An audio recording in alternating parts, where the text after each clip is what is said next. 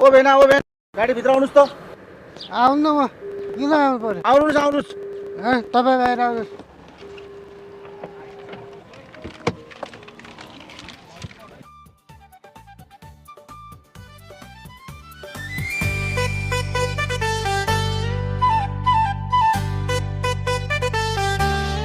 ल भन्नुहोस् त बाबु, त्यस्तो के भएर? त्यस्तो केही होइन भेना, तपाईँ मेरो साथीको भेना भएर मात्रै हो, होइन भने मैले जाने थिएँ तपाईँलाई। जग्गाको विषयमा कुरा होला नि, होइन र बाबु? अर्काको जग्गालाई आफ्नो जग्गा भनेर त्यसरी बैना लिन मिल्छ तपाईँले? त्यस्तो काम पनि गर्ने हो? के हो पारा तपाईँको? मबाट ठुलो गल्ती भयो बाबु, अब के गरौँ? जसरी भए पनि मलाई मेरो बैना फिर्ता चाहियो भेना, मलाई अरू कुरा थाहा छैन। सिजन बाबुले पनि घरमा आएर यही कुरा गरेको थियो। मैले 1 हप्ता टाइम मागेको छु।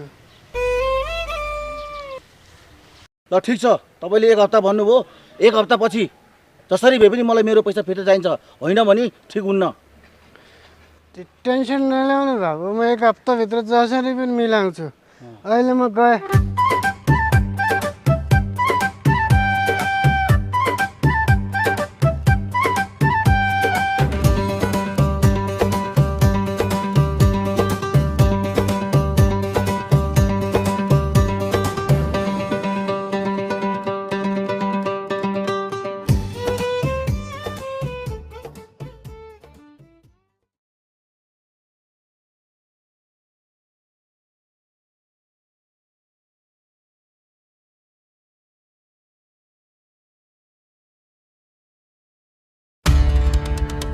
ओ भेना यता आउनु त।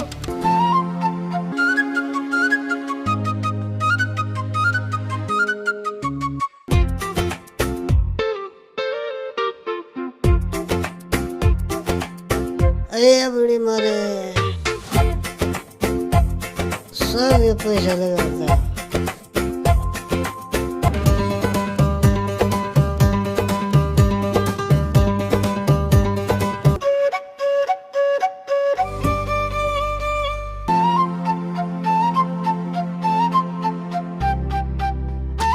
तपाईँले अस्ति राति पैसा फिर्ता दिन्छु भन्नुभयो होइन?